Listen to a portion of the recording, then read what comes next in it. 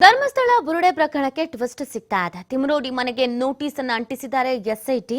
ಉಜಿರೆಯ ತಿಮರೋಡಿಯಲ್ಲಿರುವಂತಹ ಮಹೇಶ್ ಶೆಟ್ಟಿ ಮನೆ ದಕ್ಷಿಣ ಕನ್ನಡ ಜಿಲ್ಲೆ ಬೆಳ್ತಂಗಡಿ ತಾಲೂಕಿನ ಉಜಿರೆ. ನವೆಂಬರ್ 3ರಂದು ವಿಚಾರಣೆಗೆ ಹಾಜರಾಗುವಂತೆ ನೋಟಿಸ್ ನೀಡಲಾಗಿದೆ. ವಿಠಲ್ ಗೌಡ ಮನೆಗೂ ನೋಟಿಸ್ ಅನ್ನ ಅಂಟಿಸಿರುವಂತಹ ಎಸ್ಐಟಿ ನಾಳೆ ವಿಚಾರಣೆಗೆ ಹಾಜರಾಗುವಂತೆ ನೋಟಿಸ್ ಅನ್ನ ನೀಡಲಾಗಿದೆ. ವಿಚಾರಣೆಗೆ ಹಾಜರಾಗಬೇಕು ಅನ್ನುವಂತ ನೋಟಿಸ್ ಅನ್ನ ಅಂಟಿಸಿರುವಂತದ್ದು.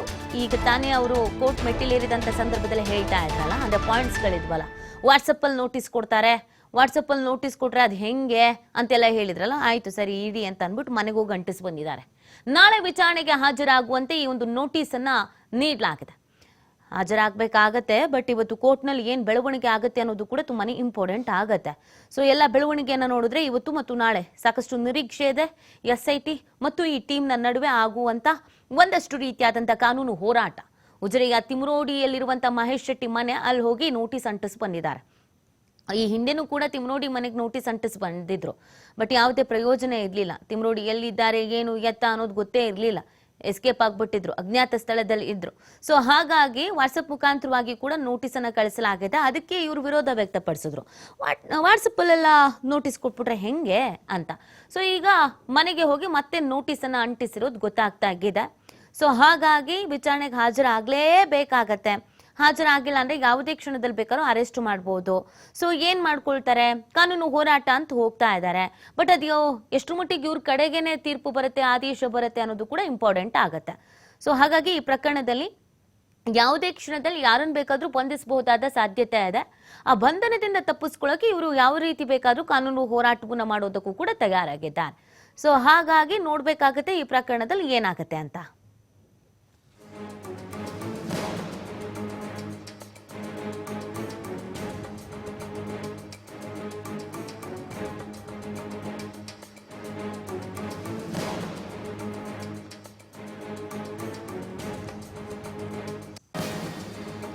ಈ ಬಗ್ಗೆ ಮತ್ತಷ್ಟು ಮಾಹಿತಿಯನ್ನ ನೀಡ್ತಾರೆ ನಮ್ಮ ಪ್ರತಿನಿಧಿ ಆದಿತ್ಯ. ಲೈವ್ನಲ್ಲಿ ಜಾಯ್ನ್ ಆಗ್ತಾ ಇದ್ದಾರೆ. ಆದಿತ್ಯ, ಒಂದಷ್ಟು ಪಾಯಿಂಟ್ಸ್ಗಳನ್ನ ಹಾಕಿದ್ರು ಇವರು ಕೋರ್ಟ್ ಮೆಟ್ಟಿಲಿರುವಾಗ. ಯಾಕಂದ್ರೆ ನಮಗೆ ವಾಟ್ಸಪ್ ಅಲ್ಲಿ ನೋಟಿಸ್ ಕೊಡ್ತಾರೆ, ಇದರಿಂದ ಹಿಂಸೆ ಆಗತ್ತೆ, ಇದರಿಂದ ಉಲ್ಲಂಘನೆ ಆದಂಗೆ ಆಗತ್ತೆ ಅಂತ. ಈಗ ಮನೆಗೆ ಹೋಗಿ ನೋಟಿಸ್ ಅಂಟಿಸ್ ಬಂದಿದ್ದಾರೆ. ವಾಟ್ ನೆಕ್ಸ್ಟ್ ಅಂತ ಆದಿತ್ಯ? ನೀತಿ ಹೌದು, ಏನು ಈ ಬುರುಡೆ ಗ್ಯಾಂಗ್ ಈಗ SITಗೆ ಒಂದು ಅರ್ಜಿ ತನಿಖೆ ವಿಚಾರಕ್ಕೆ ಸಂಬಂಧಪಟ್ಟ ಹಾಗೆ ಹೈಕೋರ್ಟ್ಗೆ ಈಗ ಒಂದು ರಿಟ್ ಅರ್ಜಿಯನ್ನು ಸಲ್ಲಿಕೆ ಮಾಡಿರೋದು. ಮತ್ತು ಪ್ರಮುಖವಾಗಿ ಇದರಲ್ಲಿ ಆ FIR ನೇ ರದ್ದು ಮಾಡಬೇಕು, ಸೆಕ್ಷನ್ಗಳನ್ನು ರದ್ದು ಮಾಡಬೇಕು, ಮತ್ತು SIT ಏನು ನಮ್ಗೆ ನೋಟಿಸ್ ನೀಡಿದೆಯೋ ಅದನ್ನ ಕೂಡ ರದ್ದು ಮಾಡಬೇಕು ಅನ್ನೋದನ್ನ ಉಲ್ಲೇಖ ಮಾಡಿದ್ದಾರೆ. ಸೊ ಇದೆಲ್ಲವೂ ಕೂಡ ಹಂತ ಹಂತವಾಗಿ ತನಿಖೆಯಾಗಿ ಅಂತಿಮವಾಗಿ ಇವರ ಮುಖ್ಯ ಬೇಡಿಕೆ ಅಂದ್ರೆ SIT ನಮಗೆ ತನಿಖೆಗೆ ಆದೇಶ ಕೊಟ್ಟಿದೆ, ಇದನ್ನು ರದ್ದು ಮಾಡಬೇಕು ಅನ್ನೋ ಅಲ್ಲಿಗೆ ಬಂದು ನಿಲ್ಲುತ್ತೆ ಅನ್ನುವಂಥ ಒಂದು ಸ್ಪಷ್ಟವಾದ ಲೆಕ್ಕಾಚಾರದಲ್ಲಿ ಇಡೀ ಟೀಮ್ ಇರುವಂತದನ್ನ ನಾವು ಗಮನಿಸಬಹುದು. ಪ್ರಮುಖವಾಗಿ ರಿಟ್ ಅರ್ಜಿಗೆ ಸಲ್ಲಿಕೆಯಲ್ಲಿ ಒಂದು ವಿಚಾರವನ್ನ ಉಲ್ಲೇಖ ಮಾಡಿದ್ದಾರೆ. ನಮಗೆ ಕೊಟ್ಟಿರುವಂತಹ ನೋಟಿಸ್ಗಳು ಅಂದ್ರೆ 9 ಬಾರಿ ನೋಟಿಸ್ ಕೊಟ್ಟಿದ್ದಾರೆ, ಅದನ್ನ ವಾಟ್ಸಪ್ ಮೂಲಕ ಸರ್ವ್ ಮಾಡಿದ್ದಾರೆ, ಇಮೇಲ್ ಮೂಲಕ ಸರ್ವ್ ಮಾಡಿದ್ದಾರೆ, ಮತ್ತು ವಿವಿಧ ಅಂದ್ರೆ ಸುಪ್ರೀಂ ಕೋರ್ಟಿನ ಆದೇಶದಲ್ಲೇ ಇದೆ ಎಲೆಕ್ಟ್ರಾನಿಕ್ ಮೋಡ್ ನಲ್ಲಿ ಈ ತರ ನೋಟಿಸ್ ಅನ್ನ ಕೊಡುವಂತದ್ದು ಇಲ್ಲ, ಫಿಸಿಕಲ್ ಆಗಿ ನೋಟಿಸ್ ಅನ್ನ ಕೊಡಬೇಕು. ಇದನ್ನ ತನಿಖಾಧಿಕಾರಿ ಉಲ್ಲಂಘನೆ ಮಾಡಿದ್ದಾರೆ ಅನ್ನುವಂಥ ವಿಚಾರವನ್ನೇ ಬಹಳ ಪ್ರಮುಖವಾಗಿ ಎತ್ತಿ ಹಿಡಿದಿರುವಂತದನ್ನ ಗಮನಿಸಬಹುದು. ಇದಾದ ಬಳಿಕ ಇವರ ವಾದ ಏನು ಅಂದ್ರೆ ತನಿಖೆ ಅಥವಾ FIR ನಲ್ಲಿ ನಮ್ಮ ಹೆಸರೇ ಇಲ್ಲ, ಯಾವುದೇ ಗಂಭೀರವಾದ ಆರೋಪಗಳು ನಮ್ಮ ಮೇಲಿಲ್ಲ, ಆದರೂ ಕೂಡ ನಮ್ಮನ್ನ ಸುಮಾರು 100 ಗಂಟೆಗೂ ಅಧಿಕ ಬಾರಿ ವಿಚಾರಣೆ ಮಾಡಿದ್ದಾರೆ. ವಿಚಾರಣೆಗೆ ನಾವು ಸಹಕಾರ ಕೊಟ್ಟಿದ್ದೀವಿ, ಎಲ್ಲ ರೀತಿಯಲ್ಲಿ ಸಹಕಾರ ಕೊಟ್ಟಿದ್ದೀವಿ. 15ರಿಂದ 16 ಗಂಟೆ, ಒಂದು ದಿನವೊಂದಕ್ಕೆ 15ರಿಂದ 16 ಗಂಟೆಗಳ ಕಾಲ ನಾವು ವಿಚಾರಣೆಗೆ ಹಾಜರಾಗಿದ್ದೀವಿ. ಬೆಳಿಗ್ಗೆ ಬಂದರೆ ಮಧ್ಯರಾತ್ರಿವರೆಗೂ ಕೂಡ ನಮ್ಮನ್ನ ವಿಚಾರಣೆ ಮಾಡಿದ್ದಾರೆ. ನಮ್ಮ ಮೇಲಿರುವ ಆರೋಪ ಏನು, ನಮ್ಮ ವಿರುದ್ಧ ಇರುವ ಸಾಕ್ಷಿಗಳು ಏನು ಅನ್ನೋದು ಸ್ಪಷ್ಟವಾಗಬೇಕು ಅನ್ನುವಂಥ ರೀತಿಯಲ್ಲೂ ಕೂಡ ಈ ರಿಟ್ ಅರ್ಜಿಯಲ್ಲಿ ಉಲ್ಲೇಖ ಮಾಡಿದ್ದಾರೆ. ಮತ್ತು ಒಂದು ಅರ್ಥದಲ್ಲಿ ಇದು ನಮ್ಮ ಸಂವಿಧಾನಿಕ ಹುದ್ದೆ ಹಕ್ಕಿನ ಒಂದು ಉಲ್ಲಂಘನೆ ಅನ್ನುವಂಥದ್ದನ್ನ ಕೂಡ ಇವರು ಇಲ್ಲಿ ಉಲ್ಲೇಖ ಮಾಡಿರೋದು. ಸೊ ಈ ರಿಟ್ ಅರ್ಜಿಯ ವಿಚಾರಣೆ ಇವತ್ತು ಕೋರ್ಟ್ ನಲ್ಲಿ ವಿಚಾರಣೆ ಆಗ್ಲಿಕ್ಕಿದೆ ಸಂಜೆ 4 ಗಂಟೆಯ ಹೊತ್ತಿಗೆ. ಅಂದ್ರೆ ಇವರ ಉದ್ದೇಶ ಏನು ಅಂದ್ರೆ ಇಲ್ಲಿ FIR ರದ್ದು ಆಗೋದಿಲ್ಲ ಅನ್ನುವಂಥ ಲೆಕ್ಕಾಚಾರ, ಆ ಒಂದು ನಿರೀಕ್ಷೆ ಇವರಲ್ಲೂ ಕೂಡ ಇದೆ. ಆದರೆ ಮಧ್ಯಂತರ ತಡೆಯಾಜ್ಞೆ ಸಿಗಬಹುದು. ಏನು ಇವರ ತನಿಖೆಗೆ ಈಗ ನೋಟಿಸ್ ಅನ್ನ ನೀಡಲಾಗಿದೆಯೋ, ಏನು ಇವರು ಬಂಧನ ಭೀತಿಯನ್ನ ಎದುರಿಸ್ತಾ ಇದ್ದಾರೋ, ಇದಕ್ಕೊಂದು ಮಧ್ಯಂತರ ತಡೆಯಾಜ್ಞೆಯನ್ನ ಕೋರ್ಟ್ ನೀಡುವಂತ ಸಾಧ್ಯತೆಗಳು ಕೂಡ ಇದೆ.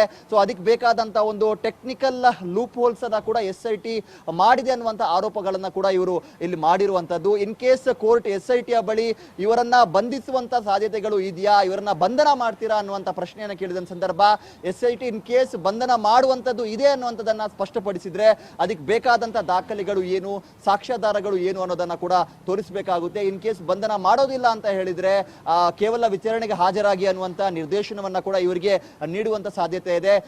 ಖಾಲಿ ವಿಚಾರಣೆ ಮಾಡ್ತಾರೆ ಅನ್ನುವಂಥದ್ದು ಇವರಿಗೆ ಬಲವಾದ್ರೆ, ದಟ್ಟವಾದ್ರೆ ಅವರು ಆರಾಮವಾಗಿ ವಿಚಾರಣೆಗೆ ಹಾಜರಾಗಬಹುದು ಅನ್ನುವಂಥ ಲೆಕ್ಕಾಚಾರಗಳು ಕೂಡ ಇವರಲ್ಲಿ ಇದ್ದ ರೀತಿಯಲ್ಲಿ ಕಾಣಿಸ್ತಾ ಇದೆ. ಅದೇ ಕಾರಣಕ್ಕೋಸ್ಕರ ಈ ಕಾನೂನು ಗುರಾಣಿಯನ್ನ SITಯ ವಿರುದ್ಧ ಇವರು ಹೂಡಿರುವ ರೀತಿಯಲ್ಲಿ ಸದ್ಯ ಕಾಣಿಸ್ತಾ ಇದೆ ನೀತಿ. ಆದ್ರೆ ಇಲ್ಲಿ ಬುರುಡೆ ಗ್ಯಾಂಗಿಗೆ ಸಂಕಷ್ಟವನ್ನ ತಂದೊಡುವ ವಿಚಾರಗಳನ್ನ ಕೂಡ ಅಲ್ಲಗಳೆಯುವಂತಿಲ್ಲ. ಯಾಕಂದ್ರೆ ಅರ್ಜಿದಾರರ ಪೈಕಿ ಓರ್ವ ವಿಠಲಗೌಡ ವಿರುದ್ಧ ಈಗಾಗಲೇ SIT ಬೇಕಾದಂತ ಬಲವಾದ ಸಾಕ್ಷ್ಯಗಳನ್ನ ಪಡೆದುಕೊಂಡಿದೆ. ಧರ್ಮಸ್ಥಳದ ಬಂಗ್ಲಾಗುಡ್ಡ ಕಾಡಿನಿಂದ ವಿಠಲ್ಗೌಡನೇ ಬುರುಡೆಯನ್ನ ತಂದಿದ್ದು ಅನ್ನೋದಕ್ಕೆ ಪೂರಕವಾದ ದಾಖಲೆ ಸಂಗ್ರಹ, ಮಾಜೂರು ಪ್ರಕ್ರಿಯೆ ಇದೆಲ್ಲವನ್ನ ಕೂಡ SIT ಮಾಡಾಗಿದೆ. ಸೊ ಇದು ಈ ವಿಚಾರವನ್ನ ಕೂಡ SIT ಕೋರ್ಟಿಗೆ ಮನವರಿಕೆ ಮಾಡೋ ಸಾಧ್ಯತೆ ಇದೆ. ಅಂದ್ರೆ ಅರ್ಜಿದಾರರ ಪೈಕಿ ಓರ್ವನಾಗಿರುವಂತಹ ವಿಠಲ್ಗೌಡ ವಿರುದ್ಧ ಇಂತಹ ಆರೋಪ ಇದೆ, ಈತ ಷಡ್ಯಂತ್ರದಲ್ಲಿ ಭಾಗಿಯಾಗಿದ್ದಾನೋ ಇಲ್ವೋ ಗೊತ್ತಿಲ್ಲ. ಆದ್ರೆ ಕಾಡಿನಿಂದ ಬುರುಡೆ ತಂದಿರುವಂತದ್ದೇ ಒಂದು ದೊಡ್ಡ ಅಪರಾಧ, ಅದು ಆತರ ಎಕ್ಸಿಬಿಷನ್ ಮಾಡೋದಕ್ಕೆ ಅವಕಾಶ ಇಲ್ಲ ಅನ್ನುವಂಥ ವಿಚಾರವನ್ನ ಕೋರ್ಟಿಗೆ ಮನವರಿಕೆ ಮಾಡುವಂತ ಸಂದರ್ಭ ವಿಠಲ್ಗೌಡ ಆದಿಯಾಗಿ ಎಲ್ಲ ಅರ್ಜಿದಾರರಿಗೂ ಕೂಡ ಇದು ಸಂಕಷ್ಟವಾಗಿ ಪರಿಣಮಿಸುವ ಸಾಧ್ಯತೆ ಇದೆ. ಆ ಕೋರ್ಟ್ ಕೂಡ ತನಿಖಾ ಹಂತದಲ್ಲಿರುವಂತಹ ಪ್ರಕರಣದಲ್ಲಿ ನಾವು ಭಾಗಿಯಾಗೋದಿಲ್ಲ ಅನ್ನುವಂಥ ರೀತಿಯಲ್ಲಿ ರಿಟ್ ಅರ್ಜಿಯನ್ನ ತಿರಸ್ಕೃತಗೊಳಿಸುವಂತ ಸಾಧ್ಯತೆಗಳನ್ನ ಕೂಡ ಅಲ್ಲಗಳೆಯುವಂತಿಲ್ಲ. ಈ ಕೇಸ್ ಕೋರ್ಟ್ ಏನಾದರೂ ಇದನ್ನ ತಿರಸ್ಕೃತಗೊಳಿಸಿದ್ರೆ ಇವರ ಬಂಧನ ಸಾಧ್ಯತೆಗಳು ಇನ್ನಷ್ಟು ದಟ್ಟವಾಗ್ತಾ ಹೋಗುತ್ತೆ. ಇವರನ್ನ ಬಂಧಿಸುವಂತ ಸಾಧ್ಯತೆಗಳು ಕೂಡ ಇವರು ಅಂದುಕೊಂಡ ರೀತಿಯಲ್ಲಿ ಜಾಸ್ತಿ ಆಗುವ ಸಾಧ್ಯತೆಗಳು ಕೂಡ ಇದೆ. ಮತ್ತು SIT ಕೂಡ ಇವತ್ತು ಇವರ ಮನೆ ಬಾಗಿಲಿಗೆ ಹೋಗಿ ನೋಟಿಸ್ ಅಂಟಿಸುವಂತ ಪ್ರಕ್ರಿಯೆಗಳನ್ನ ಮಾಡ್ತಾ ಇದೆ. ಯಾಕಂದ್ರೆ ಇದು SITಗೂ ಕೂಡ ಒಂದು ಅರ್ಥದಲ್ಲಿ ಈಗ ಸಂಕಷ್ಟವನ್ನ ತಂದೊಡ್ಡಿದೆ ಅಂತ ಹೇಳ್ಬೋದು. ಅದರ ಭಾಗವಾಗಿ ಇವತ್ತು ಗಿರೀಶ್ ಮಠಣ್ಣವರ, ಮಹೇಶ್ ತಿಮರೋಡಿ, ವಿಠಲ್ಗೌಡ ಮನೆಗೆಲ್ಲ ಹೋಗಿ ಈಗ ನೋಟಿಸ್ ಅಂಟಿಸುವ ಕೆಲಸವನ್ನ SIT ಅವರು ಮಾಡ್ತಾ ಇದ್ದಾರೆ.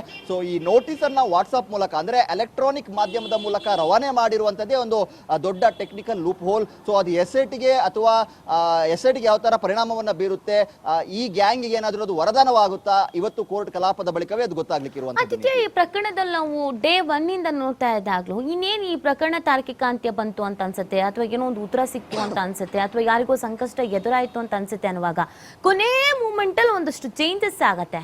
ಅದು ಕಾನೂನಾತ್ಮಕವಾಗೋ ಅಥವಾ ಟೆಕ್ನಿಕಲ್ ಪಾಯಿಂಟು ಅಂತನೋ ಅಥವಾ ಯಾರೋ ಉಲ್ಟಾ ಹೊಡಿತಾರೆ ಅಂತಾನೋ ಅಂತ. ಸೊ ಈ ಕೇಸ್ ಯಾವಾಗ ತಾರ್ಕಿಕ ಅಂತ್ಯ ಆಗತ್ತೆ, ಇದು ಸದ್ಯಕ್ಕೆ ಮುಗಿಯದೇ ಇಲ್ವಾ ಅನ್ನೋದು ಜನರ ಪ್ರಶ್ನೆ ಮತ್ತು ಕುತೂಹಲವೂ ಕೂಡ. ಈಗ ಇವ್ರಿಗೆ ಇದ್ದಂಥ ಕೊನೆಯ ಆಪ್ಷನ್ಸ್ ಕಾನೂನು ಹೋರಾಟ, ಅದನ್ನ ಮಾಡ್ತಾ ಇದ್ದಾರೆ. ಒಂದು ವೇಳೆ ಇವರ ಪರವಾಗಿ ಏನಾದರೂ ತೀರ್ಪು ಬಂತು ಅಂತ ಅಂದರೆ SIT ಏನು ಆಪ್ಷನ್ ಇದೆ, ಮತ್ತೆ ಸಮಯ ಹಿಡಿಬಹುದಾ? ಯಾಕಂದರೆ ಈಗಾಗಲೇ ಸರ್ಕಾರಕ್ಕೂ ಕೂಡ ಒತ್ತಡ ಹಾಕ್ತಾ ಇದೆ, ಅಂತಿಮ ವರದಿಯನ್ನು ಕೊಡಿ ಅಂತ, ಒಂದು ತಾರ್ಕಿಕ ಅಂತ್ಯ ಹಾಡಬೇಕು ಅಂತ. ಕೆಲವು ತಿಂಗಳುಗಳೇ ಕಳೆದು ಹೋಗ್ಬಿಟ್ಟಿದೆ. ಹಾಗಾಗಿ SITಗೆ ಏನು ಸವಾಲಾಗ್ಬೋದು? ಎಲ್ಲೂ ಏನೂ ತಪ್ಪೇ ಆಗದಂತೆ ನೋಡ್ಕೊಳ್ತಿದ್ದಂತೆ SIT ಇಲ್ಲಿ ಎಡವಿದ್ ಹೌದು ಹಂಗಾದ್ರೆ? ಆ ನೀತಿ ಹೌದು. ಇಲ್ಲಿ SITಯ ತನಿಖೆಯ ಹಾದಿಯ ಬಗ್ಗೆಯೂ ಕೂಡ ನಮ್ಮಲ್ಲೂ ಕೂಡ ಸಾಕಷ್ಟು ಗೊಂದಲಗಳು ಇತ್ತು. ಯಾಕಂದ್ರೆ ಷಡ್ಯಂತ್ರ ಅನ್ನುವಂಥ ವಿಚಾರವನ್ನ SIT ಕೂಡ ಈ ತುಕಾರಾಮ್ ಗೌಡ ಮತ್ತು ಪುರಂದರ ಗೌಡ ಏನಿದ್ದಾರೆ ಇವರು ಅರ್ಜಿಯನ್ನು ಸಲ್ಲಿಸಿದ ಸಂದರ್ಭ ಕೋರ್ಟ್ ಮುಂದೆ ಸ್ಪಷ್ಟಪಡಿಸಿರುವಂತದ್ದನ್ನ ಗಮನಿಸಬಹುದು. ಹಾಗಾದ್ರೆ ಷಡ್ಯಂತ್ರದ ಪಾಲುದಾರರು ಯಾರು, ಅವರನ್ನು ಯಾಕೆ ಬಂಧಿಸ್ತಾ ಇಲ್ಲ? ಬುರುಡೆ ಚಿನ್ನಯ್ಯನ ಬಂಧನವಾದ ಸ್ಪೀಡ್ ನಲ್ಲೇ ಗಿರೀಶ್ ಮಠಣ್ಣವರ ಬಂಧನ ಆಗುತ್ತೆ, ಜಯಂತ್ ಟಿ ಬಂಧನವಾಗುತ್ತೆ. ಅವ್ರದ್ದು ಆಗದೆ ಹೋದ್ರು ಕೂಡ ಕನಿಷ್ಠ ಪಕ್ಷ ವಿಠಲ್ಗೌಡ ಬಂಧನವಾಗುತ್ತೆ ಅನ್ನುವಂಥ ಲೆಕ್ಕಾಚಾರ ಇದ್ರು ಕೂಡ ಅವರನ್ನ ಕೇವಲ ಹೇಳಿಕೆ ದಾಖಲು ಮಾಡೋದಕ್ಕೆ ವಿಚಾರಣೆ ಕರೆದು ಆ ಬಳಿಕ ಅವರನ್ನ ಬಿಟ್ಬಿಡ್ತಾರೆ. ಅವರು ಒಂದರ್ಥದಲ್ಲಿ ಸ್ವಲ್ಪ ತಾತ್ಕಾಲಿಕವಾಗಿ ಸೇಫ್ ಕೂಡ ಆಗ್ತಾರೆ. ಯಾಕೆ ಬಂಧನ ಮಾಡಿಲ್ಲ ಅನ್ನುವಂಥದ್ದು ಕೂಡ ಎಲ್ಲರಲ್ಲೂ ಇದ್ದಂತಹ ಪ್ರಶ್ನೆ. ಸೊ ಅದೇ ಇಲ್ಲಿ ವರದಾನವಾಗುವಂತಹ ಸಾಧ್ಯತೆಗಳು ಕೂಡ ಇದೆ. ಈ ಮೂವ್ಮೆಂಟ್ ನಲ್ಲಿ SIT ಏನಾದರೂ ನಾವು ಬಂಧಿಸ್ತೀವಿ ಅಂತ ಹೇಳಿದ್ರೆ ಕೋರ್ಟ್ ಪೂರಕವಾದ ಸಾಕ್ಷಿಗಳು ಏನು ಅನ್ನೋದನ್ನ ಕೂಡ ಕೇಳುವಂತ ಸಾಧ್ಯತೆ ಇದೆ. ಮತ್ತು ಈ ಬುರುಡೆ ಗ್ಯಾಂಗ್ ಏನಿದೆ ಅಥವಾ ಇವರ ಪರವಾಗಿರುವಂತಹ ವಕೀಲರು ಬಹಳ ಬಲವಾಗಿ ಅವರು ಮಂಡಿಸುವಂತಹ ವಿಚಾರ ಏನು ಅಂದ್ರೆ, ಚಿನ್ನಯ್ಯ ಕೊಟ್ಟ ದೂರು ಅಥವಾ ಆತನ ಹೇಳಿಕೆಯ ಆಧಾರದಲ್ಲಿ ದಾಖಲಾದಂಥ FIR ನಲ್ಲಿ ಎಲ್ಲೂ ಕೂಡ ನಮ್ಮ ಕಕ್ಷಿದಾರರ ಹೆಸರಿಲ್ಲ, ಗಿರೀಶ್ ಮಠಣ್ಣವರ ಹೆಸರಿಲ್ಲ, ಜಯಂತ್ ಟಿ ಹೆಸರಿಲ್ಲ, ವಿಠಲ್ಗೌಡ ಹೆಸರಿಲ್ಲ, ಮಹೇಶ್ ತಿಮರೋಡಿ ಹೆಸರಿಲ್ಲ. ಆದರೂ ಕೂಡ ಇವರನ್ನ ಇಷ್ಟು ಗಂಟೆಗಳ ಕಾಲ, ಇಷ್ಟು ದಿನಗಳ ಕಾಲ, ಇಷ್ಟು ಸುದೀರ್ಘವಾಗಿ ವಿಚಾರಣೆ ಮಾಡಿರೋದು ಯಾಕೆ? ಅವ್ರ ವಿಚಾರಣೆಗೆ ಮತ್ತೆ ವಿಶೇಷ ಅಧಿಕಾರದ ಮೂಲಕ ನೀವು ವಿಚಾರಣೆಗೆ ಹಾಜರಾಗದೇ ಇದ್ರೆ ನಾವು ನಿಮ್ಮನ್ನ ಬಂಧಿಸ್ತೀವಿ ಅಂತ ಹೇಳ್ತಾ ಇದ್ದಾರೆ. ಬೆಳಗ್ಗೆ ಕರ್ಕೊಂಡ್ ಬಂದ್ರೆ ರಾತ್ರಿವರೆಗೂ ಕೂಡ ಅವರನ್ನ ವಿಚಾರಣೆ ಮಾಡಿರುವಂತದ್ದು ಇದೆ. ಇದು ಕೂಡ ನಮ್ಮ ಕಕ್ಷಿದಾರರ ಒಂದು ಸಂವಿಧಾನಿಕ ಹಕ್ಕುಗಳ ಉಲ್ಲಂಘನೆ ಅನ್ನುವಂಥ ರೀತಿಯಲ್ಲೂ ಕೂಡ ವಾದವನ್ನ ಮಂಡಿಸುವಂತ ಸಾಧ್ಯತೆ ಇದೆ. ಈ ಸಂದರ್ಭದಲ್ಲಿ SIT ಕೂಡ ಬಹಳ ಪ್ರಬಲವಾಗಿ ಇದರ ವಿರುದ್ಧ ತಮ್ಮ ದಾಖಲೆಗಳನ್ನ ಸಾಬೀತುಪಡಿಸಬೇಕಾಗುತ್ತೆ. ಇಲ್ಲಿ ಪ್ರಮುಖವಾದ ಒಂದು ವಿಚಾರವನ್ನ SIT ಮಂಡಿಸುವಂತ ಸಾಧ್ಯತೆ ಇದೆ. ಚಿನ್ನಯ್ಯ ಹೇಳಿಕೆಯ ಅಡಿಯಲ್ಲಿ FIR ದಾಖಲಾಗಿರೋದು ನಿಜ, ಸಾಕ್ಷಿ ಹೇಳಿಕೆ ದಾಖಲಾಗಿರುವುದು ನಿಜ.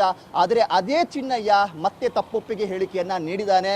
ಕೋರ್ಟ್ ಮುಂದೆ ಕೂಡ ಮತ್ತೆ ಆತ BNS 183 ಅಡಿಯಲ್ಲಿ ನಾನು ಹೇಳಿರುವಂತ ಹೇಳಿಕೆಗಳು ಸುಳ್ಳು, ಇದೊಂದು ಷಡ್ಯಂತ್ರ, ನಾನು ಕೇವಲ ಪಾತ್ರಧಾರಿ, ಸೂತ್ರಧಾರಿಗಳು ಬೇರೆನೇ ಇದ್ದಾರೆ ಅನ್ನುವಂಥ ರೀತಿಯಲ್ಲಿ ಆರೋಪವನ್ನ ಮಾಡಿದ್ದಾನೆ. ಇನ್ ಕೇಸ್ ಚಿನ್ನಯ್ಯ ಕೊಟ್ಟಿರುವಂತಹ ದೂರು ಸುಳ್ಳು ಅಂತ ಆದ್ರೆ ಅದಕ್ಕೆ ಪ್ರೇರಣೆ ನೀಡಿದವರು ಯಾರು, ಅವರ ವಿಚಾರಣೆ ಆಗ್ಬೇಕಲ್ವಾ, ಅವರ ತನಿಖೆ ಆಗ್ಬೇಕಲ್ವಾ. ಸೊ ಅದರ ಭಾಗವಾಗಿ ತನಿಖೆಯನ್ನ ಮಾಡ್ತಾ ಇದ್ದೀವಿ. ಈ ಷಡ್ಯಂತ್ರ ಅನ್ನುವಂಥ ಆರೋಪ ಏನ್ ಕೇಳಿ ಬರ್ತಾ ಇದೆಯೋ ಸಾರ್ವಜನಿಕ ವಲಯದಲ್ಲಿ ರಾಷ್ಟ್ರೀಯವಾಗಿಯೂ ಕೂಡ ಇದು ಬಹಳ ಸಂಚಲನ ಕಾರಣವಾಗಿತ್ತು, ಬಹಳ ಗೊಂದಲಗಳಿಗೆ ಕಾರಣವಾಗಿತ್ತು, ಬಹಳ ಸೂಕ್ಷ್ಮ ವಿಚಾರ ಇದು. ಸೊ ಇದಕ್ಕೆ ತೆರೆ ಎಳಿಬೇಕು ಅನ್ನುವ ಕಾರಣಕ್ಕೋಸ್ಕರ ಇವರನ್ನ ನಾವು ವಿಚಾರಣೆಗೆ ಒಳಪಡಿಸಿದ್ದೀವಿ. ಬೇಕಾದ ಸಾಕ್ಷಿಗಳನ್ನ ಕಲೆ ಹಾಕಿದ್ದೀವಿ. ಒಂದಿಷ್ಟು ಹೇಳಿಕೆಗಳು ಕೂಡ ಇದೆ, ಒಂದಿಷ್ಟು ಮಾಹಿತಿಗಳು ಕೂಡ ಇದೆ. ಇದೆಲ್ಲವನ್ನ ಕೂಡ SIT ಕೂಡ ಕೋರ್ಟ್ ಮುಂದೆ ಹೇಳುವ ಸಾಧ್ಯತೆ ಇದೆ. ಸೊ ಪ್ರಕರಣದ ಗಂಭೀರತೆಯನ್ನ SIT ಯಾವ ತರ ಮನವರಿಕೆ ಮಾಡುತ್ತೆ ಅನ್ನೋದ್ರ ಮೇಲೆ ಇದು ಕಂಪ್ಲೀಟ್ ಆಗಿ ಡಿಪೆಂಡ್ ಆಗಿರೋದು. ಇನ್ನೊಂದು ಕಡೆಯಿಂದ ವಿಠಲ್ ಗೌಡ ವಿರುದ್ಧ ಈಗಾಗಲೇ ಬೇಕಾದ ಸಾಕ್ಷ್ಯಾಧಾರಗಳು ಇದೆ. ಆತನನ್ನ ಬಂಗ್ಲೆಗುಡ್ಡೆ ಕಾಡಿಗೂ ಕರ್ಕೊಂಡು ಹೋಗಿ ಮಹಜರು ಮಾಡಿದ್ದಾನೆ, ಆತನೇ ಕಾಡಿನಿಂದ ಬುರುಡೆ ತಂದಿದ್ದಾನೆ ಅನ್ನುವಂತ ಆರೋಪ ಕೂಡ ಆತನ ಮೇಲಿದೆ. ಸೊ ಅದಕ್ಕೆ ಪೂರಕವಾದ ಸಾಕ್ಷ್ಯಗಳು ಕೂಡ SIT ಬಳಿ ಇದ್ದಿರಬಹುದು. ಸೊ ಈ ಎಲ್ಲ ವಿಚಾರವನ್ನ ಇಟ್ಟುಕೊಂಡು SIT ಕೂಡ ತಮ್ಮ ವಾದವನ್ನ ಮಂಡಿಸುವ ಸಾಧ್ಯತೆ ಇದೆ. ಸೊ ಕೋರ್ಟ್ ಅಂತಿಮವಾಗಿ ಏನ್ ನಿರ್ಧಾರವನ್ನ ತೆಗೆದುಕೊಳ್ಳುತ್ತೆ ಅನ್ನುವಂಥದ್ದು ಕೂಡ ಇಲ್ಲಿ ಬಹಳ ಮುಖ್ಯ.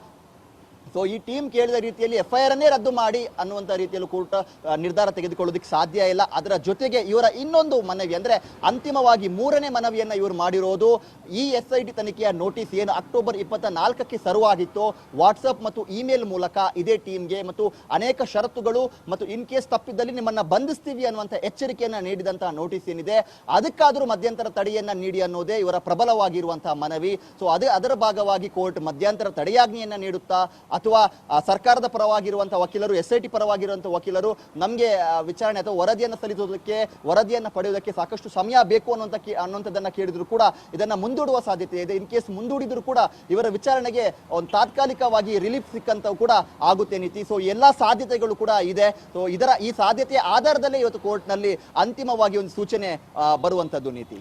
ಓಕೆ, ಥ್ಯಾಂಕ್ ಯು ಆದಿತ್ಯ ತಮ್ಮೆಲ್ಲ ಡೀಟೇಲ್ಸ್ಗಾಗಿ.